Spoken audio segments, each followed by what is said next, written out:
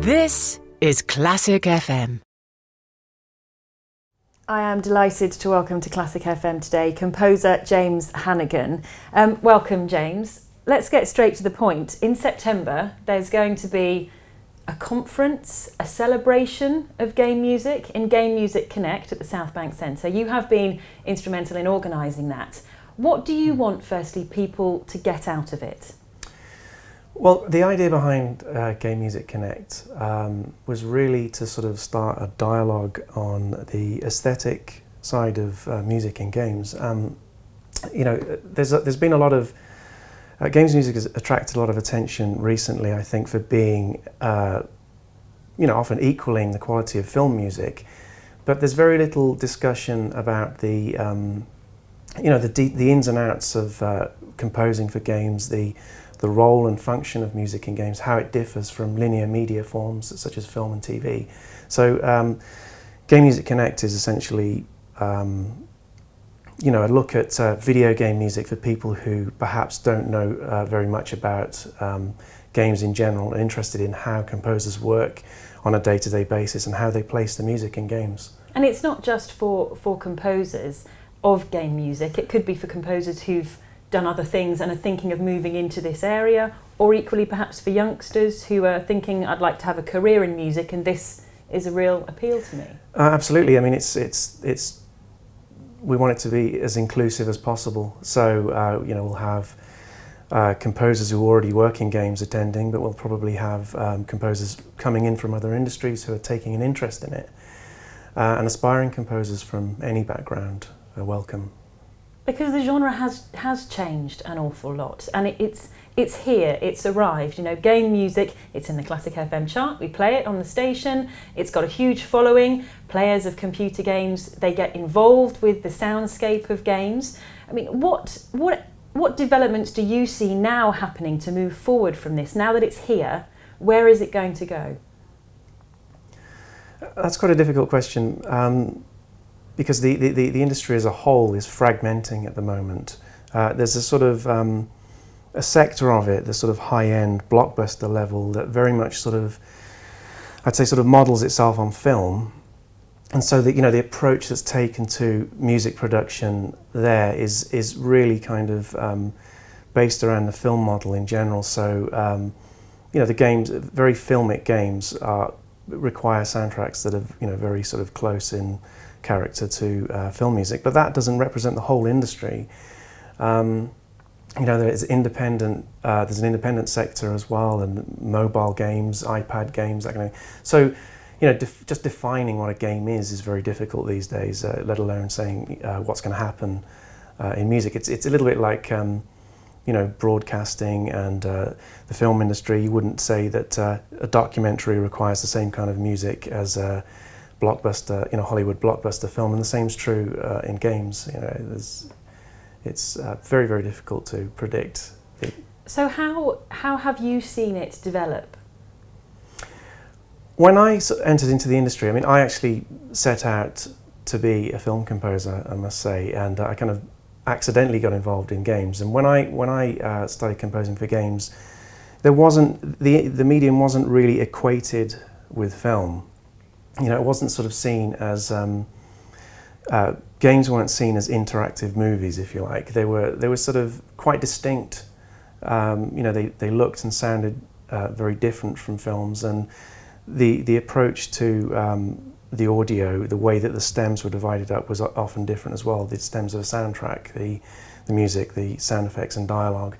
And then over time, as very often happens when a new medium, a new form emerges, it tends to mimic older forms. So people started to sort of try to replicate the experience of a film in the context of a game, but sort of adding extra, you know, adding interactivity to the experience as well. So a lot of the film language was imported into games around that time. So they started to look and sound very much like films, on the surface of it at least. But I mean, there are similarities, as you say, between films and games, and yet it's really important to remember that they are markedly different. I mean, if we take RuneScape, your project, a recent project of yours, for example, one could be forgiven for thinking there is so much in that. I mean, you could spend the rest of your life exploring that game. Exactly. That's one of the biggest differences, in fact. I mean, when you're scoring to picture, and I have experience with working in television as well, and I can tell you they're very, very different processes. Scoring TV and games are very, very different. And one of the biggest differences really is the way that you use time in relation to music. There's this the amount of time that you spend playing a game, as you say, is indeterminate. So you can't really you can't write a piece of music that, well, let me start at the beginning. Film music very often exists for narrative support. So a piece of music will be telling a story, and that will be locked to picture. That's basically what you can't do in the context of a game, unless you're talking about a film-like sequence, a linear sequence within the game. But in general, you have to treat the player as being a participant in the world, in the game world, and that's one of the fundamental differences. The film viewing model understands the audience as being entirely passive in the experience. But playing a game, of course, the player has some involvement in the game world, and that may not sound very important, but actually it has a knock-on effect on the music, the role of the music, because if you're telling the player a story, whose story are you telling, for example? Are you telling the player's own story or someone else's story? If you think of the role of music as being exactly as it is in a film, then essentially you're pushing the player out into the role of audience. You're telling them that they're a passive observer. So you have to sort of try and draw the player into the experience with the music, and to do that I think probably requires the music to stand back, not to be sort of very, very obviously a stem in the soundtrack. So it's sort of probably more closely related to the overall soundscape and integrated with the sound effects and environmental atmosphere, I'd have said. Would you also say that your composition actually is a movable feast? Because if you're composing for a game and you have player X comes in, they could then, in effect, build their own personal soundtrack through your composition. Exactly. I mean, that's one of the conundrums, really. What is driving the music? Because film music, a piece of film music has a trajectory. It has a kind of a point that it starts at, and it's going somewhere, and you know exactly where it's going, or the composer's planned it so that you know how it gets from A to B to C. And of course you can compose around that and structure the music around that scene or sequence. You can't do that in games. So, there are various techniques for breaking the music down into elements that can be remixed in the game, so that you could control the density of the music or the texture, and you could do that in real time as you play. So the sort of underlying technology, the interactive music technology, actually forces you to think of music in a slightly different way, I think. You have to think in terms of how you can exploit that technology to offer interactive music. And longer form music doesn't seem to match games very well. And speaking of technology, I mean, let's dispel a myth right here as well. Just because you compose largely for video games doesn't mean you're sitting in front of a computer, writing on the computer. Orchestra, instrumentation is important. In a funny sort of way, it's probably what should be happening.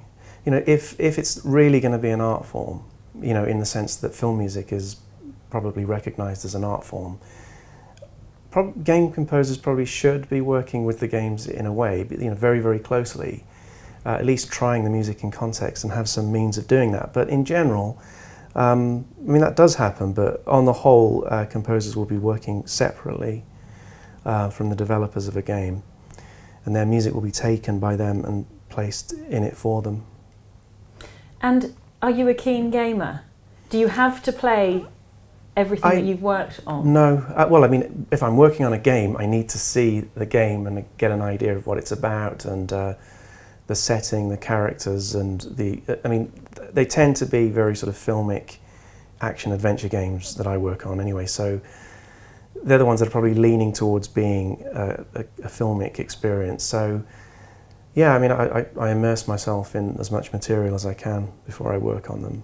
And if that tends to be the kind of game that you work on, finally, James, what would you like to do next? If you had a carte blanche sheet to say you can work on any game you like. I'd like to work on the new Star Wars games. Have you been in touch with them? I can't say. Ah, No. okay. No, I'm not suggesting that I'm working on them, but I'd love to. Obviously, it's right up my street. Because of the heritage of the films? Yeah, because I love the films, but also I think stylistically, I mean, the direction of that music is very suitable for me. If you do, come back and have a chat with us. Certainly will. Thank you very much, James. Okay.